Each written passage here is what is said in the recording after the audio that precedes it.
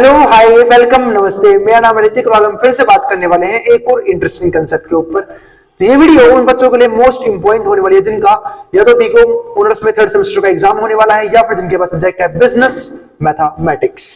तो शुरू करते हैं मैथमेटिक्स फॉर फाइनेंस का एक और इंपॉर्टेंट कंसेप्ट। हमने लास्ट में डिस्कस किया था कंपाउंड इंटरेस्ट और सिंपल इंटरेस्ट, और अब हम बात करेंगे उसके कुछ सवालों की। तो देखते हैं उन सवालों को। तो उसने क्या बोला यहाँ पे क्वेश्चन नंबर 1 में, what time will be required for a sum of money to double itself. इसका मतलब कि कितना टाइम लगेगा एक पैसे को डबल होने में अगर itself it simple interest is 10% per annum, अगर सिंपल इंटरेस्ट पर एनम है। तो इसे करने के दो तरीके हैं, उसको समझ लेते हैं पहले हम। तो पहले मैं एक चीज समझता हूं, जैसे मान लो कि हम मान लेते हैं कि मेरे पास ज्यादा पैसा नहीं है, बैंक में जमा करवा के मैंने 100 रुपए पूरे 100 रुपए जमा करवा रखे हैं, तो मेरा प्रिंसिपल अमाउंट क्या हो गया, मेरा प्रिंसिपल हो गया 100 रुपए। अब मुझे इंटरेस्ट कितने कमाना होगा, मुझे अगर इसे डबल करना है तो सिंपल सी बात है, 100 का डबल कितना होता है 200। तो मुझे कम से कम 200 रुपए, कम से कम बोल रहा हूं, मुझे 100 रुपए कमाने होंगे अगर मुझे अपने इस पैसे को डबल करना है। तो इंटरेस्ट क्या होगा मेरा फिर 100 रुपए, तो 100 रुपए कमाने हैं। अब देखते हैं कितने टाइम में मैं 100 रुपए कमा लूंगा। तो फॉर्मूला क्या होता है इंटरेस्ट का, सिंपल इंटरेस्ट के हिसाब से P into R into T upon में 100।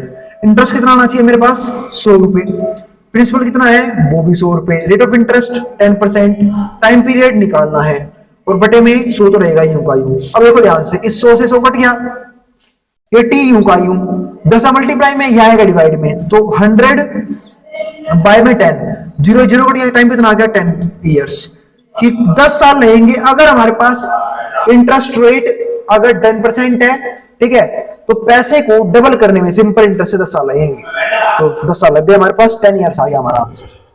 अब एक और चीज समझते हैं यहां से, इंटरेस्ट का फॉर्मूला क्या होता है, बहुत ही सिंपल है, P into R into T. ये फॉर्मूला आपकी बुक का है, ये तरीका आपकी बुक का है, और यहाँ पे क्या आना चाहिए हमारे पास 100। एक सिंपल सी बात है, इंटरेस्ट कितना होना चाहिए फिर मेरे पास, जितना प्रिंसिपल होता है इंटरेस्ट होना चाहिए।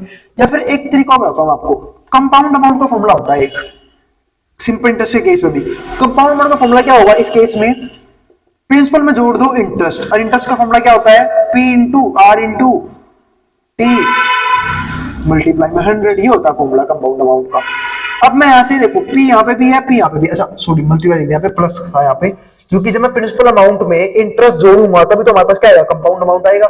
जो कंपाउंड अमाउंट हम उस अमाउंट को बोलते हैं, ठीक है, जो जिसमें इंटरेस्ट भी हो और हमारे पास क्या हो प्रिंसिपल अमाउंट भी हो। तो ऐसे P कॉमन ले लूंगा मैं, तो यहां से आएगा P कॉमन हो जाएगा 1 प्लस में, यहां से P कॉमन ले लिया है तो R इंटू में T अपॉन में 100।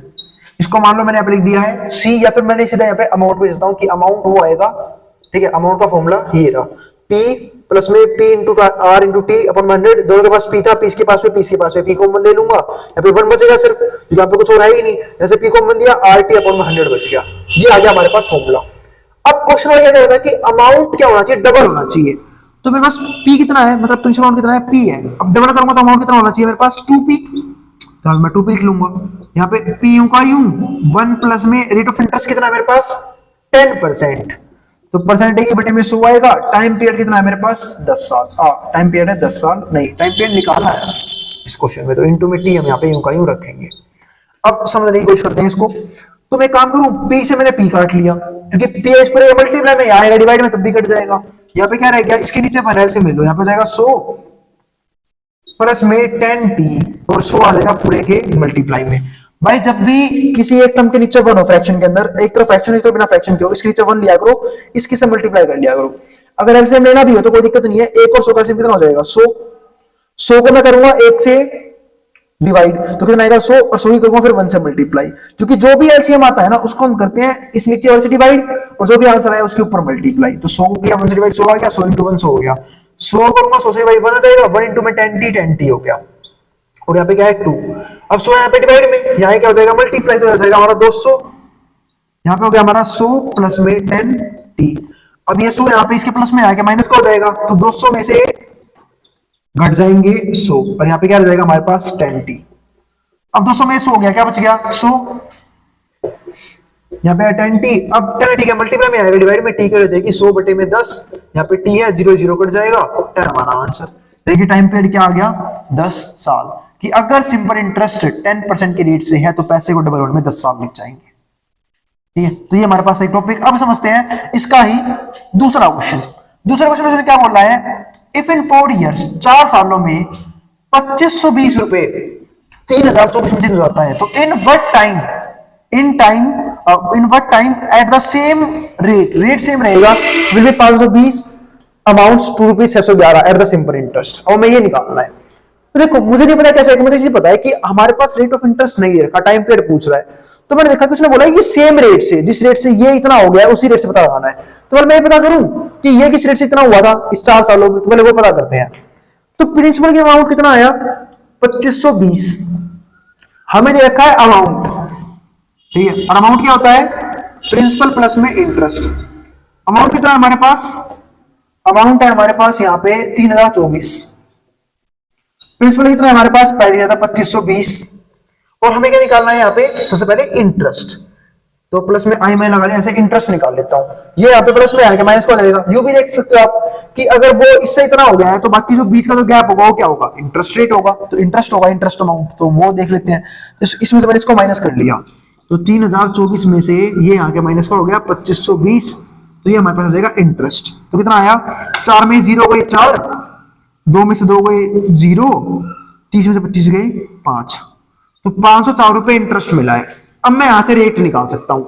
फॉर्मूला क्या होता है सिंपल इंटरेस्ट का, P इंटू आर इंटू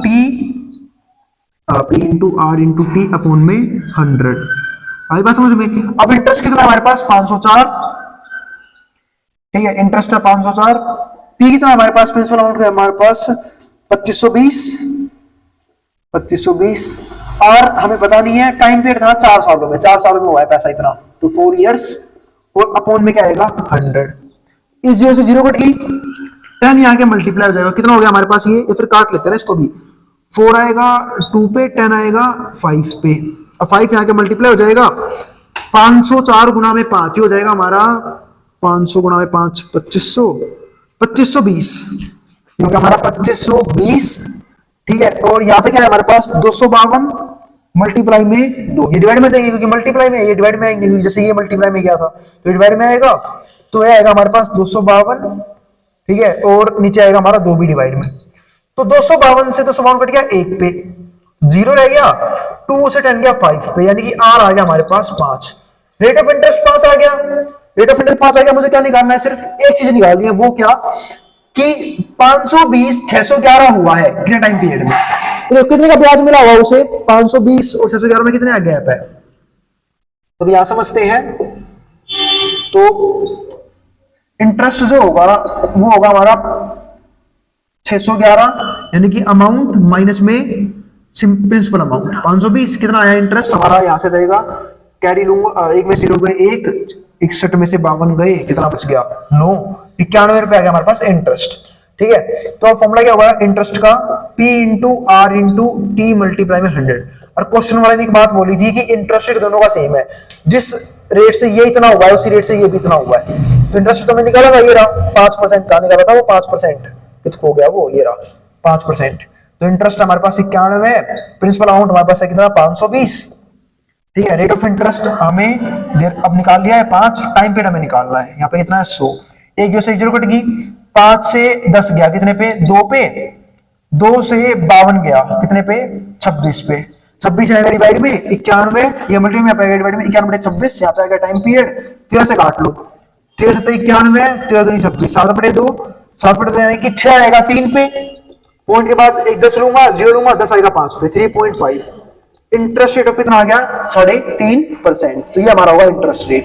तो उम्मीद है आपको सिंपल इंटरेस्ट के ऊपर क्वेश्चन समझ में आ गए होंगे। आने वाली वीडियोस में मैं ऐसे ही कुछ बेहतर कंसेप्ट और बेहतर क्वेश्चंस के ऊपर बात करेंगे इसी सीरीज के। आई बात समझ में? और भाई ध्यान से पढ़ते रहना, हर क्वेश्चंस की प्रैक्टिस जरूर कर लेना। आई बात समझ में? ताकि आपको कोई भी दिक्कत ना हो, कोई भी गलती ना हो, ठीक है। और अगर भाई वीडियो पसंद आई हो तो वीडियो को लाइक किए बिना मत जाना और चैनल को सब्सक्राइब भी कर लेना। मिलते हैं फिर अगली वीडियो में, जिसको जो उतारना है वो उतार ले।